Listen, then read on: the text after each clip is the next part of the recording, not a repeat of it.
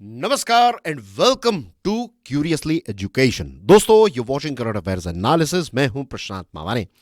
आज हम बात करने वाले हैं भारत की जो एक थिंकिंग है, भारत की एक जो स्ट्राइक करने की जो कैपेबिलिटी है, और खास करके टेररिज्म के साथ किस प्रकार से हम डील करेंगे। ये जो डॉक्ट्रिन है उसमें एक जबरदस्त बदलाव जो है वो हमें देखने को मिला है। बहुत कम लोगों को शायद इस बात के बारे में पता होगा। And thanks to the director of Uri film, आपने I am sure Uri film देखी होगी। और इस फिल्म की शुरुआत कहां से होती है? नक्सल हमला होता है, याद है आपको? जिन लोगों ने ये फिल्म देखी होगी उनको पता होगा कि स्टार्टिंग में ही दिखाया जाता है कि हमारे सोल्जर्स जो हैं वो बस से ट्रैवल करते हैं, वो अंदर गाना गा रहे हैं, दे वेर ऑल हैप्पी, और नक्सल हमला होता है उन पर। और फिर इसका बदला लेने के लिए हमारे पैराट्रूपर्स जो हैं वो म्यांमार जाते हैं। म्यांमार के अंदर घुसकर हमने सर्जिकल स्ट्राइक की थी। आंकड़ा मैं भूल चुका हूं, लेकिन समवेयर अराउंड 60 से 70 जितने जो नक्सल्स हैं उनको खत्म कर दिया था इस सर्जिकल स्ट्राइक में। और मुझे आज भी याद है कि जब इसका हमने बदला लिया, ये I would say this was the first surgical strike conducted by India in many years, right?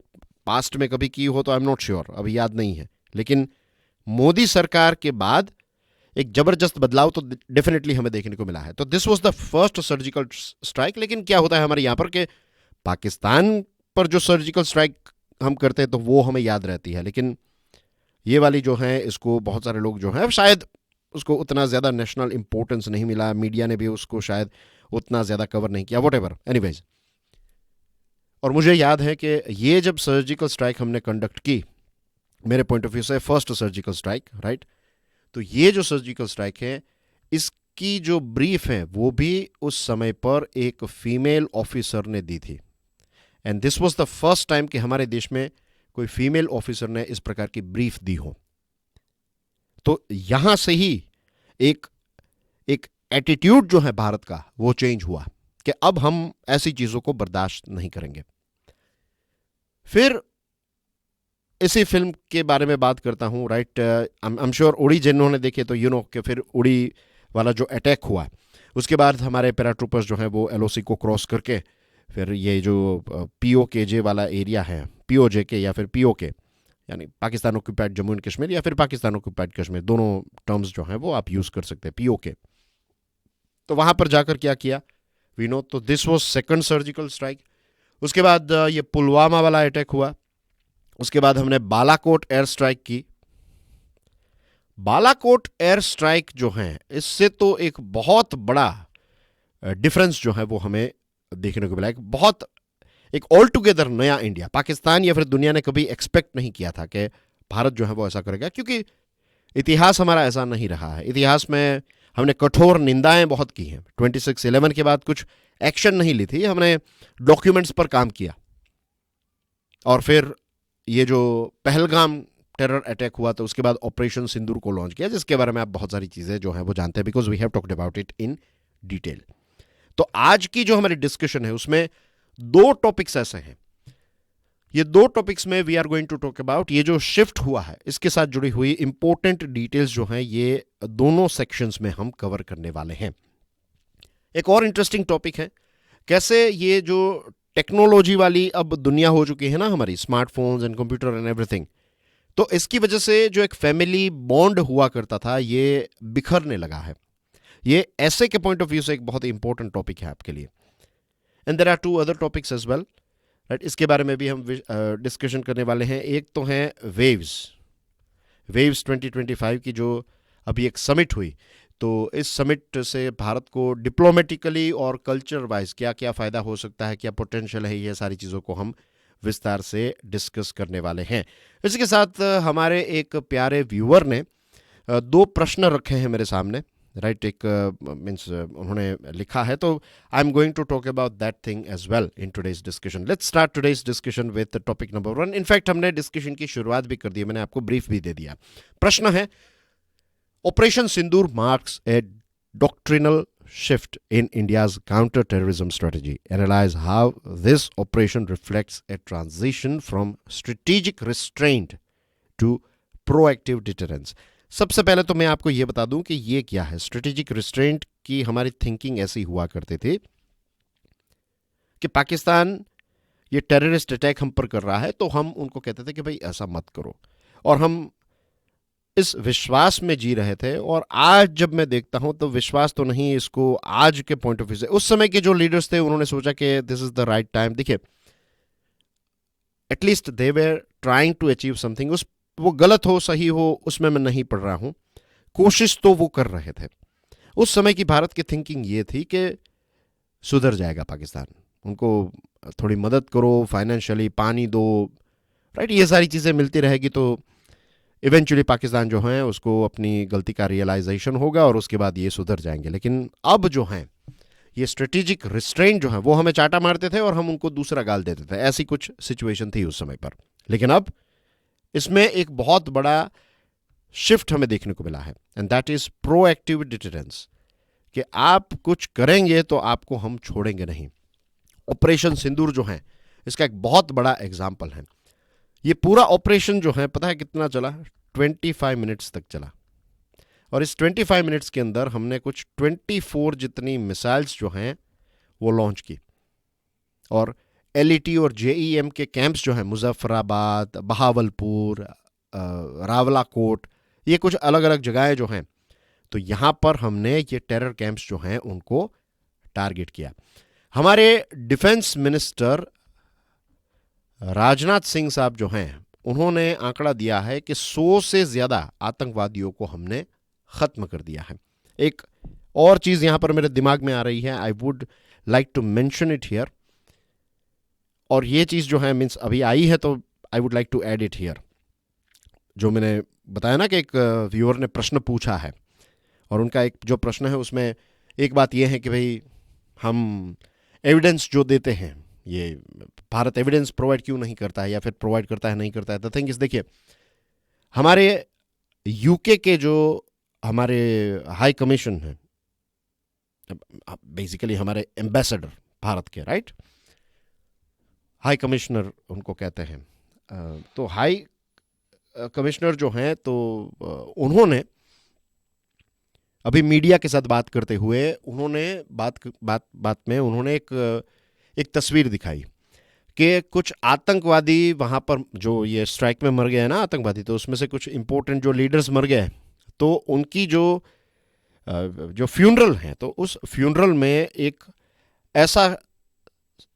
ऐसा व्यक्ति है वहाँ पर जिस पर ऑलरेडी आई थिंक यूएसए ने उसको एक टेररिस्ट घोषित किया है. ऐसा व्यक्ति वहाँ पर प्रार्थना कर रहा है, और उसके पीछे बहुत सारे यूनिफॉर्म में पाकिस्तान के अलग अलग लेवल के सोल्जर्स पीछे खड़े हैं, कोई कैप्टन, वोटेवर, जो भी रैंक हो. तो एक आतंकवादी मरता है, उसको एक स्टेट फ्यूनरल दी जाती है. तो ये दिस इज वन एविडेंस जो भारत ने दुनिया के सामने रखा है. इसके बाद मैं कुछ और चीजें जो है वो एंड में डिस्कस करूंगा. तो 100 से ज्यादा आतंकवादी जो हैं उनको हमने खत्म कर दिया है.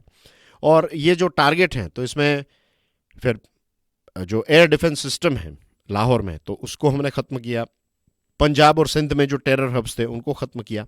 और लगभग आप समझ लीजिए कि पाकिस्तान के अंदर जाकर 100 किलोमीटर अंदर जाकर हमने ये कुछ सिलेक्टिव स्ट्राइक्स जो है वो की है.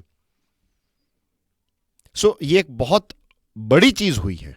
ऐसा नहीं है कि इसी चीज़ को हम रिपीट कर रहे हैं. एज यू कैन सी, नई लेयर्स, नई चीज़ें जो हैं उनको हम विस्तार से समझते जा रहे हैं. और यहाँ पर सबसे इंपॉर्टेंट चीज़ जो हमें समझनी है, देखिए, ज़्यादातर लोग जो हैं they will be busy with कि भारत ने कितने प्लेन्स गिराए, कितने मिसाइल्स छोड़ी, ये सारी चीज़ें जो है दैट इज़ नॉट इम्पोर्टेंट. जो तैयारी कर रहे हैं, जो फ्यूचर के डिप्लोमेट्स बनने वाले हैं, you have to understand this thing कि भारत की थिंकिंग जो है, जो डॉक्ट्रिनल है, इसमें एक बहुत बड़ा शिफ्ट हमें देखने को मिला है. ये ऑपरेशन से ये साबित होता है कि कोई भी टेररिस्ट जो हैं वो हमसे बच नहीं पाएगा, आप कहीं पर भी हो. और ये भारत का कॉन्फिडेंस भी दिखाता है, डिस्प्ले करता है कि क्रॉस बॉर्डर टेररिज्म जो है उसको खत्म करने की क्षमता भारत के अंदर है. हमने किसी भी मिलिट्री इंस्टॉलेशन को हिट नहीं किया था. हमने सिर्फ और सिर्फ टेरर इंफ्रास्ट्रक्चर को ही हिट किया था। तो मैसेज क्लियर है कि भारत किसी देश पर नहीं, लेकिन भारत टेररिज्म जो है, टेररिस्ट के जो टारगेट्स हैं या फिर उनके हब्स जो हैं, उनको नहीं छोड़ेगा। पाकिस्तान ने हमेशा से, आप जानते हैं कि LET, JEM, हिजबुल मुजाहिदीन, ऐसी अलग अलग जो सो कॉल्ड ऑर्गेनाइजेशंस हैं, और ये सारी ऑर्गेनाइजेशंस जो है ना, ये ISI यानी कि इंटर सर्विस इंटेलिजेंस जो हैं, इनकी ही ब्रांचेस हैं, आप समझ लीजिए। ये इनके ही लोग हैं। डिफरेंस ये है कि ये यूनिफॉर्म नहीं पहनते, और इनको जो पाकिस्तान के सोल्जर्स को एक लिमिटेड सैलरी मिलती है उतनी नहीं मिलती है। ये सारे लोगों को स्पेशल प्रिविलेजेस मिलते हैं, उनको करोड़ों रुपए मिलते हैं, अरबों रुपए मिलते हैं। ये LET, JEM, हिजबुल मुजाहिदीन के सारे लीडर्स जो है ना, they are very very wealthy. पैसों की कोई कमी नहीं है उनके पास। और 1980s से आप देखेंगे, पाकिस्तान ने 1980s से प्रॉक्सी वॉर जो है उसकी शुरुआत की। एक के बाद एक हमारे देश पर कितने सारे हमले हुए, राइट। 1993 में ये दाऊद इब्राहिम ने जो मुंबई टेरर अटैक करवाया, टाइगर मेमन एक्सेट्रा, ये सारे लोग उसमें जुड़े हुए थे। 257 लोगों की मृत्यु हुई थी। 2008 में ये जो हमारा 26/11 हुआ, उसमें 166 लोगों की हत्या की उन्होंने। Then we have parliament attack 2001 का। इसके अलावा तो बहुत सारे ऐसे हैं। अहमदाबाद में बम ब्लास्ट हुआ, दिल्ली में, और कितनी सारी अलग अलग जगहों पर ये चीजें जो हैं वो हमेशा से चलती आई हैं। लेकिन ये जो बालाकोट एयर स्ट्राइक हमने की, क्योंकि अभी ये बालाकोट से पहले जो है हमने कभी एयर पावर का इस्तेमाल नहीं किया था। ये एयर स्ट्राइक जब हमने की 2019 में, तो it was a big shift. अपने आप में एक बहुत बड़ा शिफ्ट था ये, कि भारत जो है वो अब रिएक्टिव मेजर्स नहीं, अब एक प्रोएक्टिव डिटरेंस पर काम करेगा। और जो पूरी डॉक्ट्रिन है वो चेंज हुई। जैसे मैंने आपको बताया ना कि एक हमारी जो अब थिंकिंग है, that is Swift action, proportionate action और टारगेटेड एक्शन अब हम लेने लगे हैं। ये टेररिज्म और इन सारी चीज़ों की वजह से हमारे देश के हज़ारों सिविलियंस, हज़ारों सिक्योरिटी पर्सोनेल जो हैं वो शहीद हुए हैं। और इकोनॉमिक इंपैक्ट की बात करें तो कम्युनिटीज में डिसरप्शन हुआ है, टूरिज्म का लॉस हुआ है, सिक्योरिटी स्पेंडिंग हमारी जो है वो काफ़ी ज़्यादा इंक्रीज हुई है। अब वो वक्त भी पाकिस्तान का चला गया है जब पाकिस्तान को दूसरे देश जो है वो खुलेआम सपोर्ट करते थे। कुछ ऐसे देश हैं, जैसे मैंने कल की डिस्कशन में बताया था, तो चाइना है। लेकिन चाइना जो है, it is also not that कि चाइना खुलेआम अब मदद कर रहा है। थोड़ी बहुत मदद करेगा भी चाइना, लेकिन चाइना जो है वो पहले जो खुलेआम मदद करता था, ऐसी चीज़ जो है वो अब चाइना भी नहीं करना चाहता, क्योंकि उनको पता है कि इसका तो कोई अंत नहीं है। तुर्की, मलेशिया जैसे कुछ देश हैं जो अभी पाकिस्तान की ओपनली मदद करने की बात कर रहे हैं, जिसके बारे में हमने कल डिस्कशन की थी। लेकिन पाकिस्तान के पास अब पहले जो सपोर्ट था उतना नहीं है। और एक लंबे समय से इंटरनेशनल प्रेशर जब पाकिस्तान पर बनाया जाता था, तो पाकिस्तान इन सारी चीज़ों को अच्छी तरीके से हैंडल कर लेता था, इस प्रेशर को अच्छी तरीके से एब्जॉर्ब कर लेता था। लेकिन अब वो समय जो है वो भी धीरे धीरे खत्म होने लगा है पाकिस्तान का। Operation Sindoor reinforces India's moral and strategic commitment to defending its citizens. ये एक मोरल एजर्शन है कि टेररिज्म जो है उसको अपीज नहीं किया जाएगा। उसको अब आप ये स्ट्रेटेजी यूज करेंगे तो आपका मुंह तोड़ देंगे, आपकी कमर तोड़ देंगे। और जो एक एरा ऑफ इम्प्यूनिटी था, ये अब खत्म हो चुका है। ये एक स्ट्रेटेजिक मैसेज जो है वो हम ऑपरेशन सिंदूर से क्लियरली पाकिस्तान को दे रहे हैं कि अब हमारा जो स्ट्रेटेजिक मैसेज है वो ये है। तो अभी तक की डिस्कशन में हमने यही देखा है ना कि भारत के जो एफर्ट्स हैं, भारत के जो एक्शंस हैं, तो एक तो मिलिट्री रिस्पॉन्स, जिसको कई बार काइनेटिक एक्शन कहते हैं, डिप्लोमेटिक एफर्ट्स, और इसी के साथ साथ जो हमने इंडस वाटर ट्रीटी जो है तो इसको एबैंस में रखा है। तो ये सारी चीज़ों की वजह से इकोनॉमिक लॉस जो हैं वो भी क्रिएट होगा। So this are the things. ये एक बहुत बड़ा बदलाव जो है, ये एक बहुत अच्छा बदलाव जो है वो भारत सरकार ने किया है, भारत हमारे देश ने किया है in fact, right. Moving on to next topic. Orange economy सुना है कभी? ऑरेंज इकोनॉमी के बारे में ब्लू इकोनॉमी सुना होगा आपने, ग्रीन इकोनॉमी सुना होगा, आज हम ऑरेंज इकोनॉमी को भी समझेंगे। How can India transform its creative industries into a major driver of exports and global influence? Examine the role of public-private partnerships in skill development in achieving this goal. Waves 2025 हमारे देश में पहली ऐसी summit हुई। Waves का full form होता है world audio visual entertainment summit 2025 Mumbai में हुई थी ये। और वेव्स 2025 को एड्रेस करते हुए हमारे प्राइम मिनिस्टर मोदी साहब ने कहा है कि कंटेंट, क्रिएटिविटी और कल्चर, ये तीन चीजें, कंटेंट, क्रिएटिविटी प्लस कल्चर, ये तीन चीजें जो हैं ये ऑरेंज इकोनॉमी का पार्ट है। ऑरेंज इकोनॉमी का मतलब यहां पर यह होता है कि क्रिएटिव फील्ड यानी कि आर्ट्स, फिर ये यूट्यूब पर वीडियोस बनाना, इंस्टाग्राम पर शॉर्ट्स और वीडियोस बनाना, ये सारी चीज़ें इसमें आ गई। आप कोई क्रिएटिव काम कर रहे हैं, फिल्म मेकिंग है, right, video games and there are so many other things, digital creations, ये सारी चीज़ें, तो ये ऑरेंज इकोनॉमी का पार्ट है। और ये वेव्स 2025 जो हैं, it marked a turning point for India's creative industries emphasizing the Nations potential in the orange economy. तो यहां पर एक नया सूत्र, जैसे मैन्युफैक्चरिंग के लिए मेक इन इंडिया है, वैसे ऑरेंज इकोनॉमी के लिए भारत का जो सूत्र है that is create in India and create for the world. Create in India, create for the world, ये है सूत्र ऑरेंज इकोनॉमी का। अब ये ऑरेंज इकोनॉमी जो है ये क्यों इंपॉर्टेंट है? क्योंकि film makers, AVGCXR professionals, digital creators, सब ने इसमें पार्टिसिपेट किया। शाहरुख खान भी यहाँ पर थे, दूसरे भी बहुत बड़े बड़े फिल्म स्टार्स जो हैं वो यहाँ पर थे, बहुत बड़ी बड़ी कंपनीज ने इसमें पार्ट लिया है। एडोबी, TCS की भी एक ब्रांच है क्रिएटिविटी को और इन सारी चीज़ों को लेकर, राइट, डिजिटल कंटेंट क्रिएशन को लेकर। और ये जो ऑरेंज इकोनॉमी है ये भारत का हमेशा से एक सॉफ्ट पावर रही है। भारत की फिल्में आज 100 से ज़्यादा देशों में लॉन्च होती हैं। You will be surprise to know, Rajinikanth जो है वो जापान में काफ़ी फेमस है। मिथुन चक्रवर्ती जो है is a house hold name in Russia. और जो दूसरे USSR के जो देश हैं वहाँ पर ये जिमी जिमी जिमी आजा आजा आजा एक पुराना गीत है उनका, फिर I am a disco dancer, ये बहुत ही फेमस गाने हैं मिथुन चक्रवर्ती साहब के। तो ये वहाँ पर बहुत सारे शोज़ में आपको देखने को मिलेंगे, दे आर वेरी फेमस। और मुझे आज भी याद है,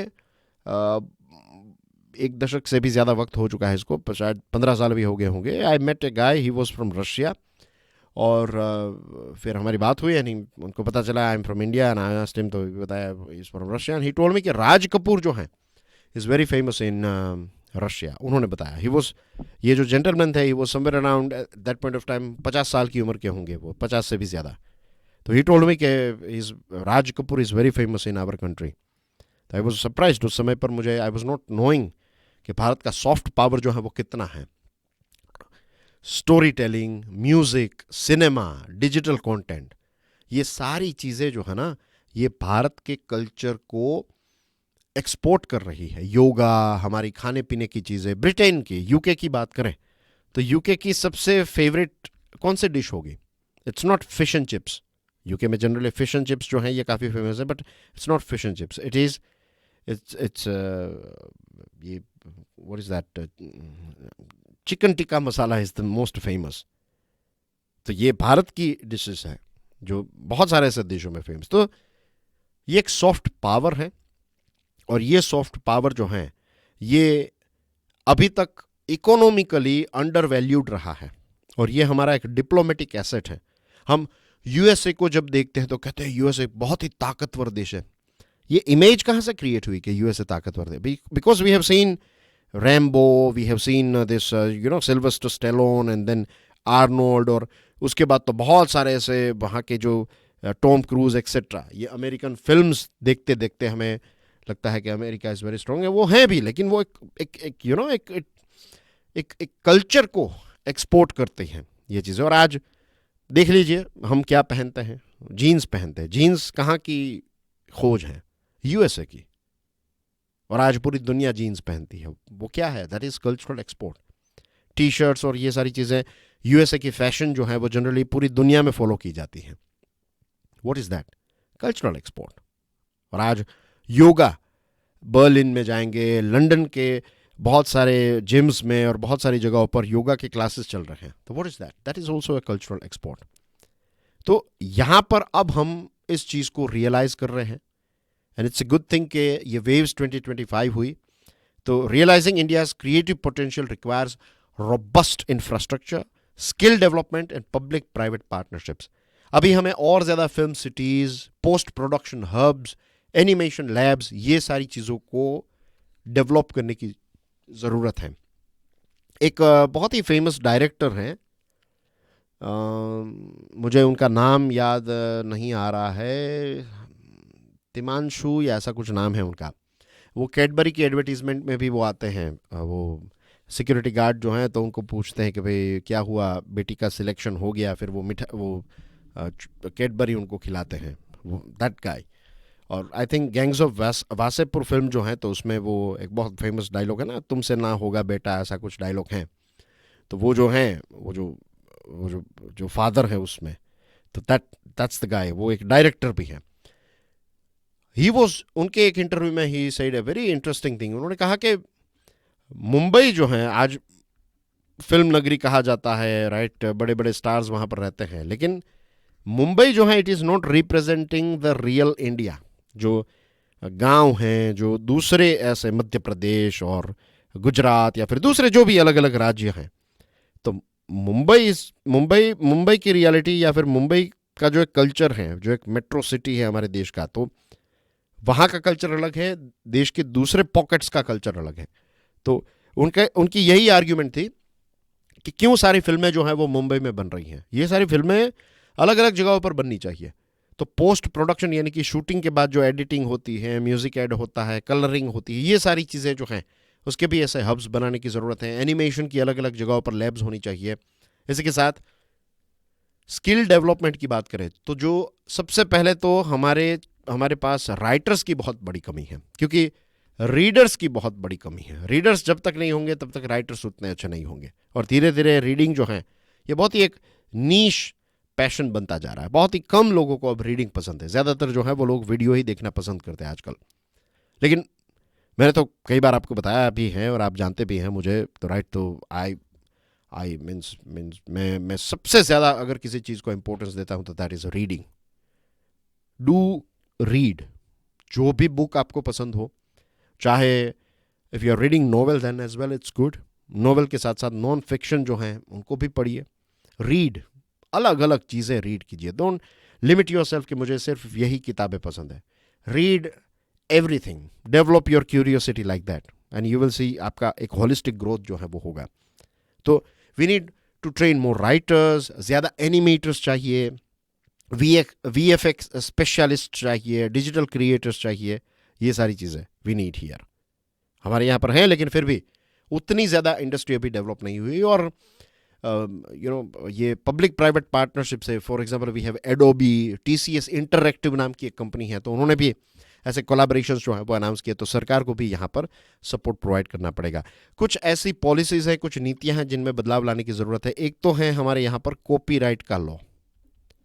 ईजीली सारी चीज़ें जो हैं वो कॉपीराइट हो जाती हैं, कंटेंट जो है वो कॉपी हो जाता है। तो कॉपीराइट लॉज को और ज़्यादा स्ट्रेंथन करने की ज़रूरत है। लाइसेंसिंग प्रोसेस को और ज़्यादा सिंपल बनाने की ज़रूरत है। तो ये कुछ ऐसी चीज़ें हमें करनी पड़ेगी, राइट। फिर ट्रांसलेशन की सर्विसेज, इंटरनेशनल डिस्ट्रीब्यूशन चैनल्स, ये बहुत सारी ऐसी चीज़ें हैं जिसमें काम करने की ज़रूरत है।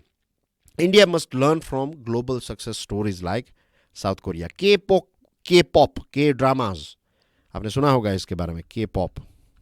आप में से कोई के पॉप सुनता है या फिर के ड्रामास? बहुत सारे पहले ऐसा था, आज से 15 साल पहले की, 15-20 साल पहले की अगर मैं बात करूं, तो उस समय की बहुत सारी फिल्में आती थी, तो वो कोरियन फिल्मों में से यहाँ पर रीमेक बनाते थे। लेकिन उस समय पर यूट्यूब और ये सारी चीज़ें नहीं थी, तो हमें पता नहीं था कि ये सारी फिल्में जो हैं वो कोरिया से उठाई गई हैं। कॉपी उसको यहाँ पर कर देते हैं यहाँ के एक्टर्स, और उस समय पर ये सारी चीज़ें चलती थी। आज जब तक, जहाँ तक मैंने सुना है, राइट, तो के पॉप और के ड्रामास जो हैं, they are, K dramas are very good, content बहुत अच्छा रहता है, ऐसा सुना है। I don't follow it, but आप में से कोई फॉलो कर रहा हो तो बताना। लेकिन साउथ कोरिया जो है, दे आर जनरेटिंग $10 बिलियन। ये म्यूजिक, सिनेमा और के ड्रामा से they are generating $10 billion. India का एडवांटेज है, we have scale, we have diversity, तो ये सारी चीज़ें जो हैं वी कैन डू। तो डिजिटल प्लेटफॉर्म्स, रीजनल सिनेमा, बहुत इमेंस अपॉर्चुनिटीज़ हैं। भारत के कल्चरल फुटप्रिंट को हम पूरी दुनिया में बिछा सकते हैं। यूट्यूब है, इंस्टाग्राम है, OTT प्लेटफॉर्म्स हैं। रीजनल सिनेमा जो है, तो उनकी एक अलग स्टोरी टेलिंग करने की तकनीक है। फेस्टिवल्स होते हैं यहाँ पर, राइट, तो फेस्टिवल्स और ज़्यादा क्रिएट करने की ज़रूरत, film festivals, awards, cultural exchanges, ये सारी चीज़ें। तो ये वेव्स 2025 जो हैं, इसको हम अंडर एस्टिमेट नहीं कर सकते और करना भी नहीं चाहिए। It's a big thing.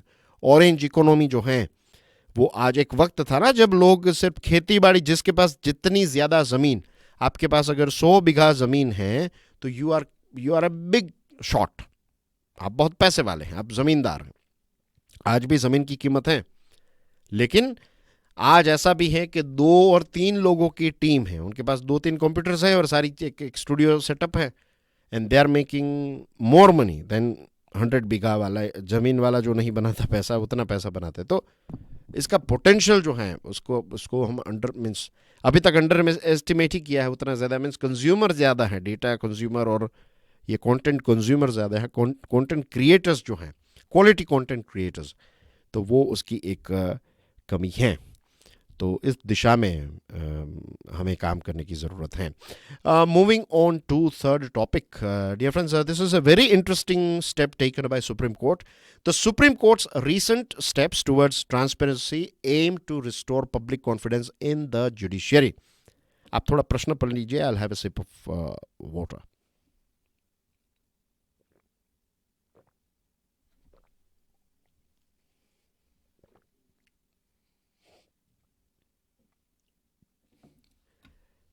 Right. Analyze the significance of these measures in strengthening democratic institutions. You won't believe, supreme court ने एक इतना बड़ा स्टेप लिया है। जो जजेस की अपॉइंटमेंट होती है, जो कॉलेजियम है, अभी तक ऐसा था कि कॉलेजियम की मीटिंग के बारे में किसी को पता नहीं, इन द सेंस के क्या डिसीजन लिया वो पता नहीं चलता था। लेकिन यहाँ पर सुप्रीम कोर्ट ने एक नया स्टेप लिया है, एक प्रोएक्टिव स्टेप लिया है। ट्रांसपेरेंसी की तरफ सुप्रीम कोर्ट आगे बढ़ी है। अभी जो जजेस को अपॉइंट किया गया है, तो उनके नाम, फिर किन किन जजेस के साथ उनका क्या रिलेशन है, ये गवर्नमेंट ने क्या क्या इनपुट्स दिए थे इन जजेस को लेकर, ये जजेस जो हैं इनकी एसेट कितनी है, ये सारी चीजें सुप्रीम कोर्ट ने रिलीज की, अपनी वेबसाइट पर डाली है। एक लंबे समय से लोगों की ये डिमांड थी, पॉलिटिशियंस ये बात कर रहे थे। वीपी धनखड़ साहब ने, आप जानते हैं ना, कि क्रिटिसाइज किया था जुडिशियल ओवररीच के बारे में, ओपेसिटी के बारे में। फिर दूसरे ऐसे एक बीजेपी के एमपी हैं दुबे साहब, तो he also said this thing. उन्होंने सुप्रीम कोर्ट के बारे में कहा था कि गवर्नेंस जो है उसको अंडरमाइन कर रही है सुप्रीम कोर्ट। तो यहाँ पर सुप्रीम कोर्ट ने ये ट्रांसपेरेंसी का स्टेप उठाकर एक बहुत बड़ा, सुप्रीम कोर्ट के भी जो डॉक्ट्रिनल है उसमें एक शिफ्ट यहां पर देखने को मिल रहा है।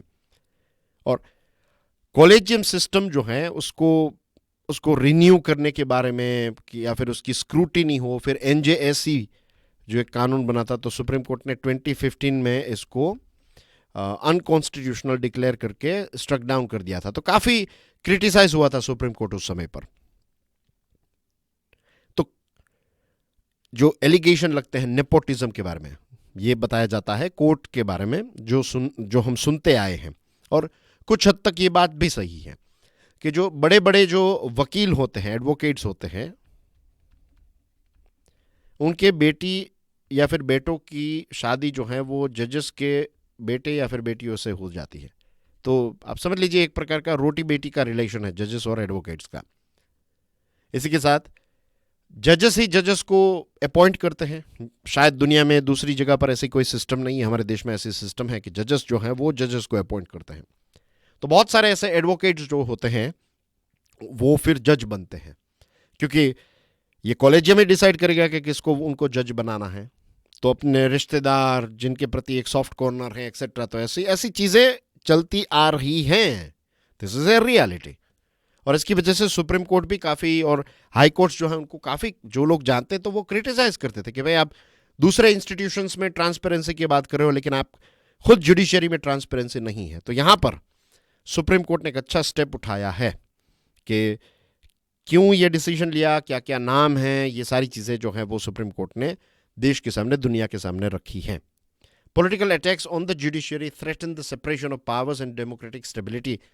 ये चीजों की वजह से पॉलिटिकल अटैक्स भी होते थे जुडिशरी पर, निंदा की जाती थी जजेस की और जुडिशरी की। तो ये ब्लेम गेम से क्या होता है, हमारे इंस्टीट्यूशंस जो है वो वीक होता है। That is not good for our democracy. But it's a good thing कि अब सुप्रीम कोर्ट ने ही ट्रांसपेरेंसी को पुश किया है and it aims to safeguard its independence. Supreme Court अपनी इंडिपेंडेंस, और बेसिकली इस स्टेप के माध्यम से सुप्रीम कोर्ट जो है उसकी मीन्स पब्लिक का ट्रस्ट जो है वो इंप्रूव होगा डेफिनेटली। लेकिन इसी के साथ साथ अभी बहुत सारे बदलाव करने की जरूरत है। There are so many things that needs to be changed. और जो पेंडिंग केसेस हैं उनको सॉर्ट आउट करना, जो वेकेंसीज हैं वो फुलफिल जब होगी तो सॉर्ट आउट होंगे। और फिर एक जैसे आईएएस की, आईपीएस की, ये जो सिविल सर्विसेज है, यू नो राइट, आपको मुझे तो ये बताने की ज़रूरत ही नहीं है आप लोगों को, आईएएस आईपीएस की सिविल सर्विसेज एग्जामिनेशन जो है, वैसे ही ऑल इंडिया जुडिशरी की कोई एग्ज़ाम हो जिससे जजेस को सिलेक्ट किया जा सके। तो ये भी एक पॉइंट है जिसके बारे में कोर्ट जो है वो सोच सकती हैं। Right dear friends, fourth topic जो है इट्स गोइंग टू बी, इसके शेड्स जो है वो पहले टॉपिक के साथ मिलते जुलते हैं। What are the unique facets of India's strategy reset post Balakot as evident in Operation Sindoor, how does it signify India's rise as a great power. तो हमने देखा डिस्कशन में कि ऑपरेशन सिंदूर जो है तो इसकी वजह से एक सिग्निफिकेंट इवोल्यूशन हुआ है हमारी काउंटर टेररिज्म स्ट्रेटजी में। और सबसे इंटरेस्टिंग चीज जो है that is all of the government approach को फॉलो किया गया है।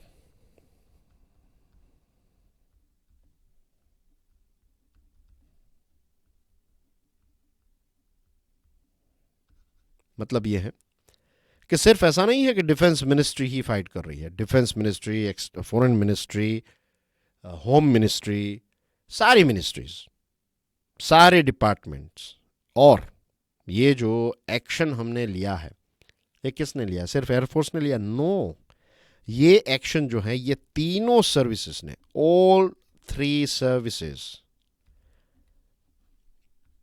एयर, आर्मी एंड नेवी, तीनों ने मिलकर ये जॉइंट ऑपरेशन कंडक्ट किया है। जो थिएटर कमांड्स की हम बात कर रहे थे ना, ये थिएटर कमांड नहीं है, उसके बावजूद भी आर्मी, नेवी और एयरफोर्स ने मिलकर एक जॉइंट ऑपरेशन किया। इसमें हमें बहुत बड़ा सक्सेस भी मिला है, जॉइंटली प्लान्ड एंड एग्जीक्यूटेड। तो ये एक बहुत स्ट्रॉन्ग पॉइंट बन जाता है थिएटर कमांड्स के लिए कि आज के रिक्वायरमेंट को ध्यान में रखते हुए we would need theatre commands. इसके पॉजिटिव नेगेटिव्स हैं, लेकिन ये जो ऑपरेशन सिंदूर है इसमें तीनों फोर्सेस ने मिलकर, तीन फोर्सेस एक बन गई, एक बनकर ये जो पूरा एग्जीक्यूट किया है इस मिशन को। सो अपने आप में एक बहुत ही इंटरेस्टिंग बात है। I would like to mention this thing here. एक बहुत ही इंपॉर्टेंट पॉइंट है जो न्यूज़ में मैंने पढ़ा था। टाइम्स ऑफ इंडिया में कल एक फ्रंट पेज पर आर्टिकल था, टाइम्स ऑफ इंडिया न्यूज़पेपर, आप देख लीजिएगा कल के टाइम्स ऑफ इंडिया को अगर आपके पास एक्सेस है तो। You will find this line कि हमारे प्राइम मिनिस्टर मोदी साहब जो हैं उनकी मीटिंग कुछ 20 सेक्रेटरीज के साथ हुई, राइट, 20 ऑफिशियल्स के साथ, 20 सेक्रेटरीज के साथ हुई। और यहां पर देखिए कि हमारे देश में जो एक लीडरशिप है, जो प्राइम मिनिस्टर है, जो अगर आपने मेरे लिमिटलेस लीडरशिप प्रोग्राम को फॉलो किया हो या फिर आपने देखा हो लिमिटलेस लीडरशिप, तो उसमें लीडर क्या है, व्हाट इज लीडरशिप, उसके बेसिक्स से लेकर बहुत सारे एग्जाम्पल्स हमने देखे थे कि what makes a person a leader. यहां पर प्राइम मिनिस्टर मोदी साहब ने जब ये 20 सेक्रेटरीज के साथ जो मीटिंग की ना, तो उस मीटिंग में ऐसा नहीं कहा था कि भाई इसमें मेरा नाम ऊपर होना चाहिए, सारी प्रशंसा मेरी होनी चाहिए, ये वो, ऐसा नहीं था। एक ट्रू लीडरशिप, आपको लगेगा कि क्या यहाँ पर बीजेपी को प्रमोट किया जा रहा है, तो आंसर इज नो। अगर किसी के मन में ऐसा वहम है तो ऐसा कुछ नहीं है, राइट। मैं किसी भी पार्टी के साथ जुड़ा हुआ नहीं हूँ, as you know, but still ये मेंशन करना पड़ता है क्योंकि कई बार मैंने बताया था ना, हम वही सुनते हैं जो हम सुनना चाहते हैं। That's the thing, that's why clarify करना जरूरी है।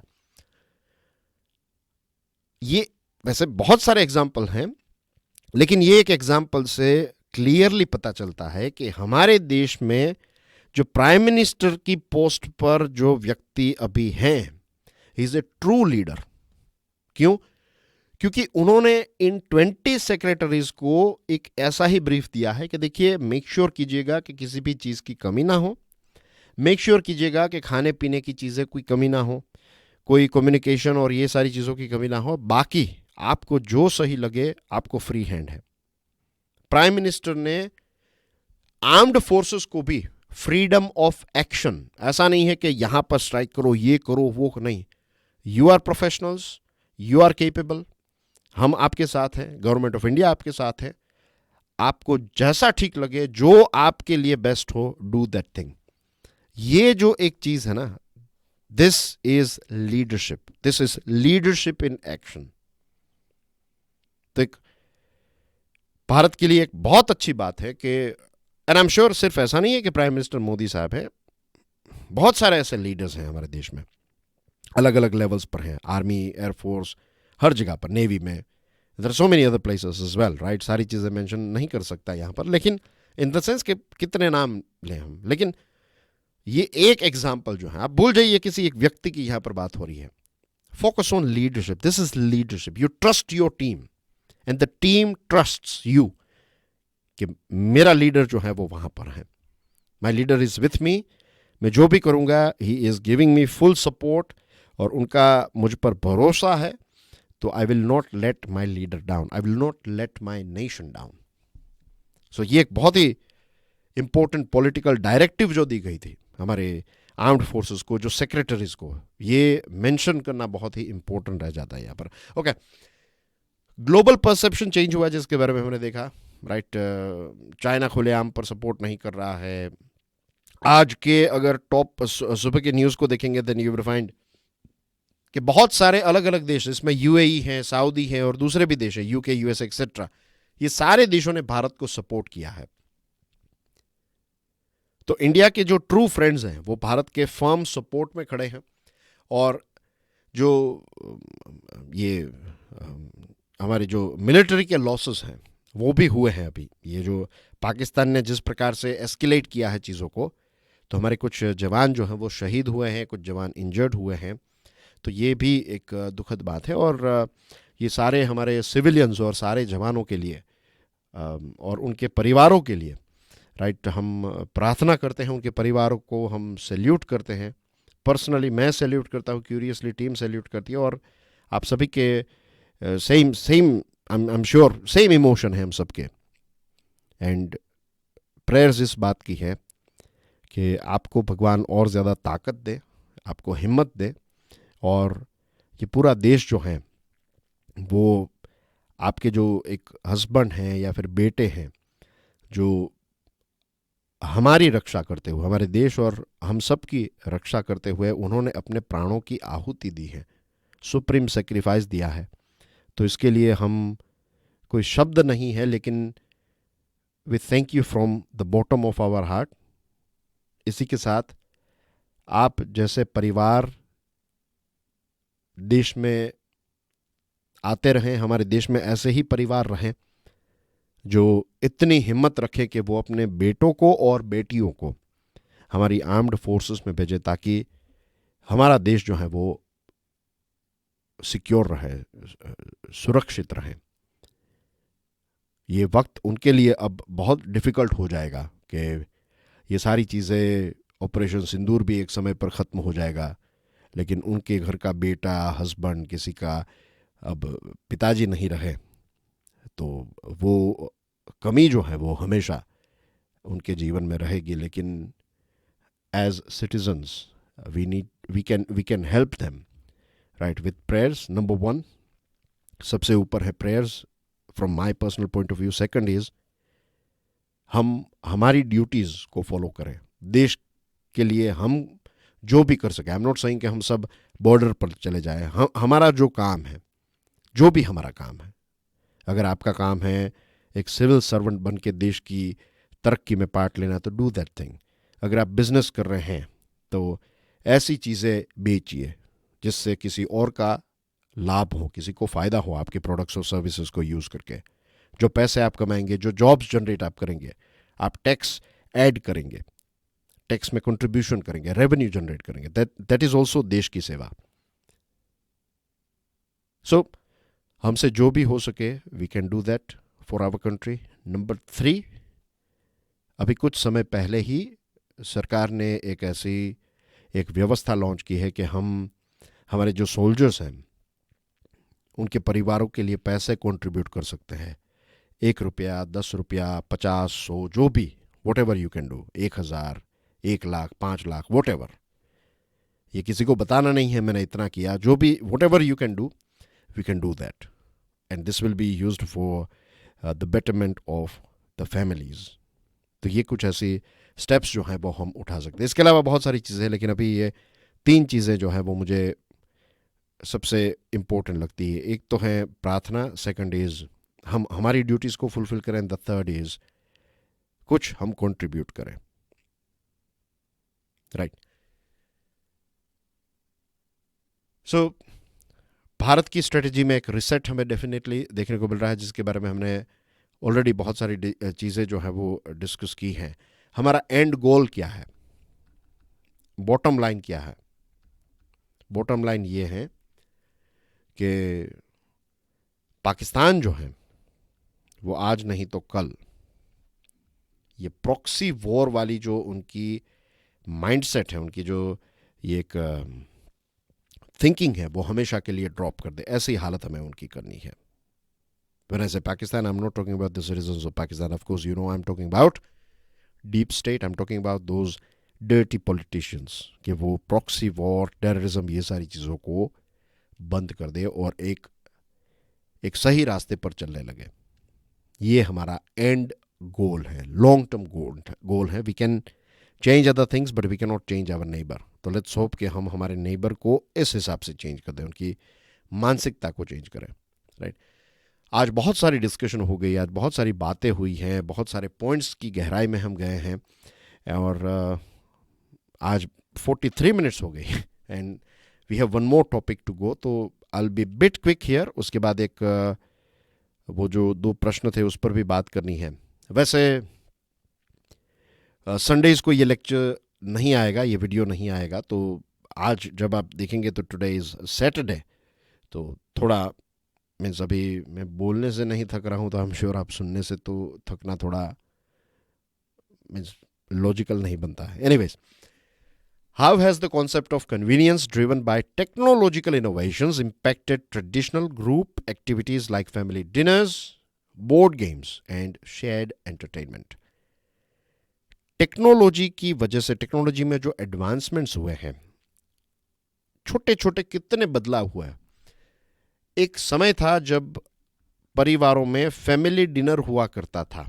आज बहुत सारे परिवारों में ये जो एक रिचुअल है ये ख़त्म हो गया है। माइक्रोवेव ओवन्स आ चुके हैं, तो जो भी खाना है वो एक बार बन जाएगा, आप जाकर फिर जब आपको भूख लगेगी तब आप गर्म करके टेबल पर बैठकर खा लोगे। आज 4 कुर्सी वाला या फिर 6 या फिर 8 कुर्सी वाले जो डाइनिंग टेबल्स हैं वो होंगे किसी के घर के में, लेकिन ये सारी सीट्स एक समय पर ऑक्यूपाई रहे, ऐसे सिचुएशन बहुत कम परिवारों में रही हैं। तो पहले हमारी एक फैमिली ओरिएंटेड सोसाइटीज थी, अब इंडिविजुअलिस्टिक सोसाइटी बनने लगी है। मैं मेरा करूंगा, मैं अपना देखूंगा। We are social creatures, we are not designed for this thing. अभी सही लगेगा, लेकिन एक हार्ड लेसन हम सीखेंगे कि ये सारी चीज़ें जो हैं it's not good for any individual. और इसकी वजह से ही ये सारे जो अलग अलग हमें रोग देखने को मिल रहे हैं, ये डिप्रेशन और ये सब, because we are not spending that much time with our family, with our loved ones. पहला ऐसा था, एक टीवी था, हर कोई देखता था एक साथ। स्मार्टफोन आ गए और हेडफोन आ गए हैं। तो हेडफोन्स की वजह से आप पूरे आइसोलेट हो गए, राइट। तो सोसाइटी में ये बहुत बड़ा बदलाव हमें देखने को मिल रहा है। पर्सनल एंटरटेनमेंट का अब जमाना आ चुका है। मिनिएचर टीवी, फिर उसके बाद वीसीआर आए, फिर वीडियो गेम्स, ये सारी चीज़ों ने बहुत सारी फैमिली ओरिएंटेड एक्टिविटीज़, जो ताश खेलते थे पैसों के लिए नहीं, ऐसे ही टाइम पास के लिए, सांप सीढ़ी एंड कैरम खेल लिया, चेस खेल लिया, तो ऐसी सारी चीज़ें अब ख़त्म होने लगी। अब इंडिविजुअल ये फ्री फायर खेलते हैं बैठे बैठे बहुत सारे यंगस्टर्स, राइट। और कहीं पर कोई और बैठा है और वर्चुअल गेम्स और ये सारी चीज़ें चल रही। उसके फ़ायदे भी हैं, लेकिन उसके नुकसान भी बहुत ज़्यादा हैं। हेडफोन पहने हुए हैं, पता ही नहीं है कि कौन आया कौन गया। मेरे कुछ ऐसे दोस्त हैं, राइट, गोंडल में, तो वहाँ पर मैं जाता हूँ बैठने के लिए ना, ऐसे ही लाइक वो 5-6 लोग जो हैं वो फ्री टाइम में ये एक दूसरे के साथ यही फ्री फायर और ये चीज़ें ही खेलते हैं। और मैं कहता भी हूँ कि भाई मैं कभी कभी यहाँ पर आता हूँ, थोड़ी देर के लिए यहाँ पर हम बैठते हैं, एंड दे से ओके एक गेम ख़त्म हो जाए, एक गेम ख़त्म हो जाए। तो ऐसी चीज़ें हर जगह पर अब होने लगी है। और ये वीसीआर, शायद आपने, आई एम नॉट श्योर आपने देखा हो, वीसीआर कैसेट्स आती थी इसकी वीडियो की। तो पहले लोग जो हैं वो फिल्में देखते थे वीसीआर में। वीसीआर की वजह से एक जो बड़ा शिफ्ट आया वो ये आया कि पोर्नोग्राफी जो है ये घर घर तक ये कैसेट्स के माध्यम से पहुंच गई। उसके बाद जो स्मार्टफोन आए हैं, और now you know how it works, right. Soft porn हर जगह पर है। इंस्टाग्राम पर देखोगे तो यू विल फाइंड ये सॉफ्ट पोर्न जो है, ऐसी रील्स आती ही रहती हैं। तो इसको ट्रिगर किया जाए, ऐसे कपड़े पहने हुए होते हैं, ऐसी कोई बातें होती हैं, तो ये दिमाग में ऐसी चीज़ें जो हैं वो ऐसे इंजेक्ट की जाती हैं, राइट। ये this is a very dangerous thing, लेकिन हम इसको उतना आइडेंटिफाई नहीं कर पाते हैं। और जो लोग आइडेंटिफाई नहीं कर पाते तो वो तो इसकी चपेट में आ ही जाते हैं। तो ये स्मार्टफोन और ये सारी चीज़ों की वजह से बहुत सारे बदलाव हुए। अब आर्टिफिशियल इंटेलिजेंस और वर्चुअल रियलिटी के बारे में ये बताया जा रहा है कि अब तो लोग जो है ना वो बहुत सारी चीज़ें मीन्स अब वो मीन्स रिलेशंस जो है वो भी टूटने लगेंगे। अब टीचर्स की ज़रूरत नहीं है, डॉक्टर्स की नहीं है, काउंसलर की ज़रूरत नहीं है, दोस्तों की ज़रूरत नहीं पड़ेगी because of AI and virtual reality. तो फिलोसॉफी में कहा जाता है ना कि ये जो चीज़ें हम जी रहे हैं, जो देख रहे हैं, ये 5 सेंसेस हैं, इसकी वजह से ये सारी चीज़ें चल रही है, इल्यूशन है।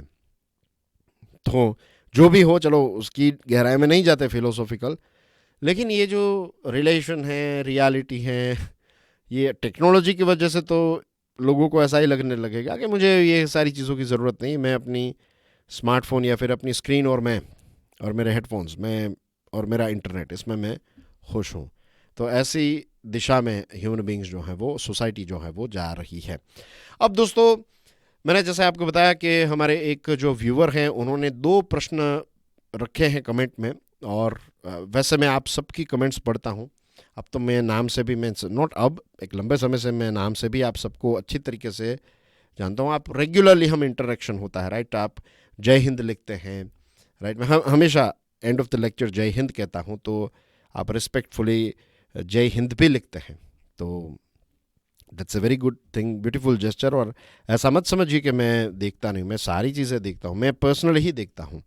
हमारे जो मैनेजर हैं वो नहीं देखते, मैं ही देखता हूँ ये चीज़ें। और जो यूट्यूब में ऑप्शन है एक, मैं लाइक के बाजू में एक जो हार्ट वाला बटन रहता है वो प्रेस करें, तो हम जो चैनल ऑपरेटर हैं तो वो प्रेस करें तो एक हार्ट मिलता है। तो वो भी मैं रेगुलर बेसिस पर, या फिर कई बार ऐसा होता है 2-3 दिन के अंदर में सारी जो कमेंट्स होती हैं उनको देख लेता हूँ, और फिर एक के बाद एक सारे जय हिंद को भी हार्ट देता हूँ।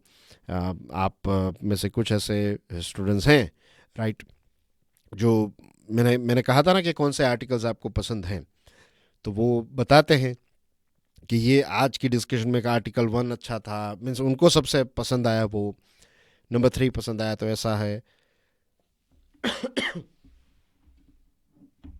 कुछ ऐसे स्टूडेंट्स हैं जो उन्होंने कुछ सुझाव भी भेजे हैं, वो भी मैंने देखे।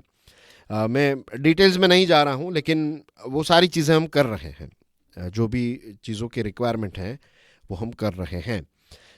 ज़्यादा ग्राफिक्स और ये सारी चीज़ें ऐड कर सकते हैं, लेकिन ये रेगुलर बेसिस पर आप समझिए ये हम कंटेंट बनाते हैं, राइट। तो रेगुलर बेसिस पर अगर करें तो फिर एडिटिंग और ये सारी चीज़ों में बहुत वक्त लग जाएगा। और मुझे चीज़ें, हमारे लिए मोस्ट इंपॉर्टेंट चीज़ें क्या हैं? विजुअल हैं, आई डू अंडरस्टैंड विजुअल का एक इंपॉर्टेंस है, मैं जानता हूँ, लेकिन कंटेंट इन द सेंस के नॉलेज, जो चीज़ें आपको काम आए, that's the most important thing. और वो मैं पेन के माध्यम से लिख भी देता हूँ स्क्रीन पर, ताकि आपका ध्यान भी रहे और मोस्ट इंपॉर्टेंट पॉइंट्स जो हैं वो आपको दिमाग में भी रहे। तो आपकी सारी कमेंट्स, आपके सारे सुझाव, आपका प्यार, ये चीज़ें जो हैं वो बहुत मैटर करती हैं।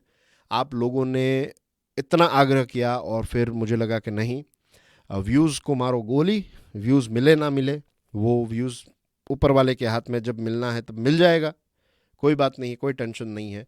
अब मैंने यही एक लक्ष्य रखा है कि इस सीरीज़ को रेगुलर बेसिस पर मैं मीन्स ऑफ कोर्स आप शेयर करें और ये सारी चीज़ें करें, दैट मैटर्स, राइट। वो कुछ प्रैक्टिकल चीज़ें हैं। From my and we are focusing on new series, जिसके एक इंट्रोडक्शन और एक और वीडियो आ चुका है। दूसरा जो है एडिटिंग प्लेटफॉर्म पर है, अभी आपको जल्दी मिल जाएगा वो। इसके अलावा कुछ रील्स भी आने वाली हैं, बहुत ही इंटरेस्टिंग रील्स आएगी, उसमें भी बहुत अच्छा एडिटिंग हुआ है। Samples are ready, right. Green signal भी दे दिया है, फाइनल टचेस होकर थोड़ा हमारे पास स्टॉक आ जाए, उसके बाद we are going to launch 1 by 1।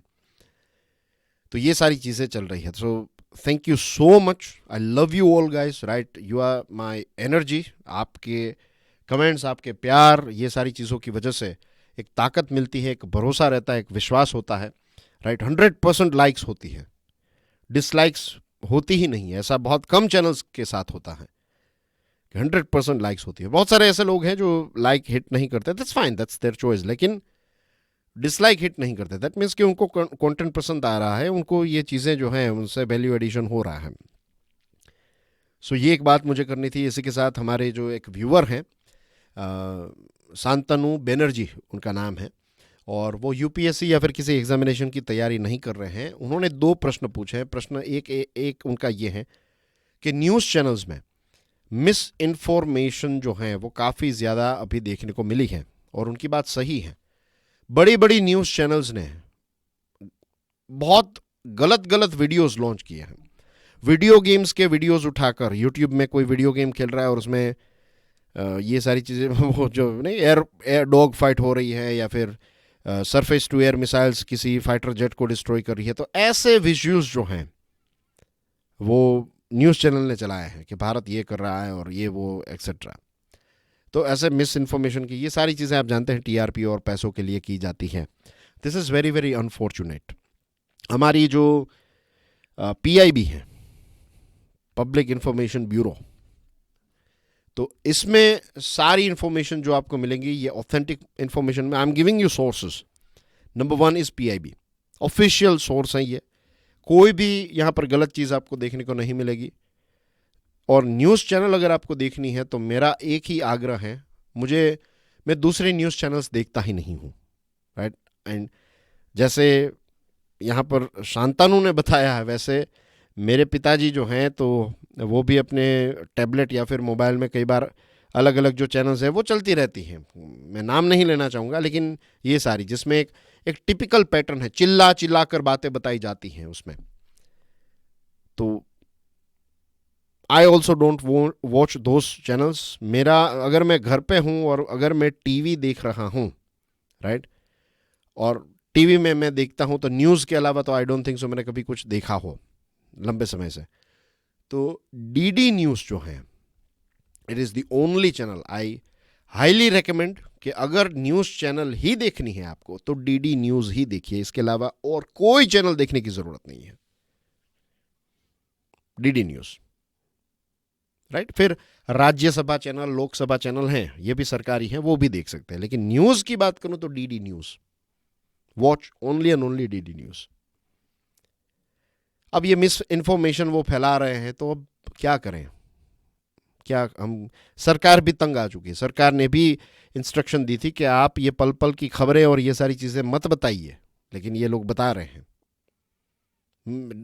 Defence ministry ने मना किया है, लेकिन फिर भी ये पल पल की खबरें चल रहा है। अब चलो, सेकंड थिंग, आपका ये प्रश्न था कि ये सारी चीजें हम जानते हैं, तो भारत क्यों एविडेंस नहीं? भारत एविडेंस दे रहा है। भारत ने एविडेंस दिए हैं, जो मैंने आज के डिस्कशन की शुरुआत में बताया ना कि एक फोटोग्राफ हमने दिखाया।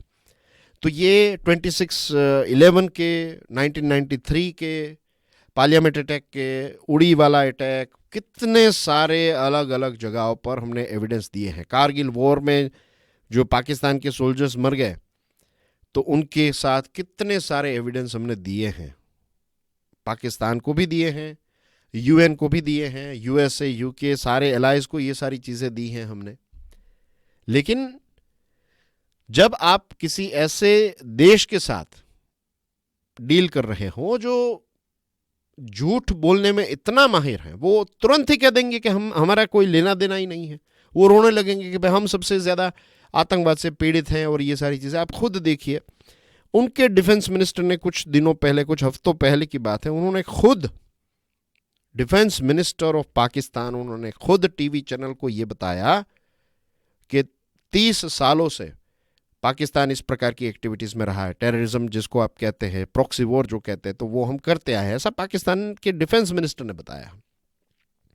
तो हम प्रूफ देते हैं, लेकिन ये किसी भी प्रकार के प्रूफ को मानते ही नहीं है। आप उनको फोटोज दिखाएंगे तो फिर वो कहेंगे कि दिखाओ हमें, अब चलो हम दिखाते हैं, फिर उस पर कोई एक्शन नहीं ली जाएगी।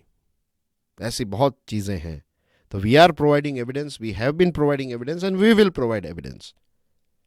लेकिन ये इसमें कोई कुछ कर नहीं रहा है, और यूनाइटेड नेशन की भी यही हालत है। टेररिज्म की डेफिनेशन क्या है, वो आज तक यूएन जो है वो डिसाइड नहीं कर पाया है। इसीलिए भारत को फिर अब अकेला चलना पड़े तो अकेले चलेंगे हम, लेकिन ये चीजें हम बर्दाश्त नहीं करेंगे। ऐसा अब एक शिफ्ट जो है वो नजर आ रहा है। सो आई होप आपके दोनों प्रश्नों के जवाब भी मिल गए, और आज काफी इंटरेक्शन किया हमने। 1 घंटा हो गया, 57 minutes. So now it's time to wrap up. Enjoy your weekend, और मिलेंगे फिर मंडे को, राइट? तब तक thank you very much, God bless you all, जय हिंद।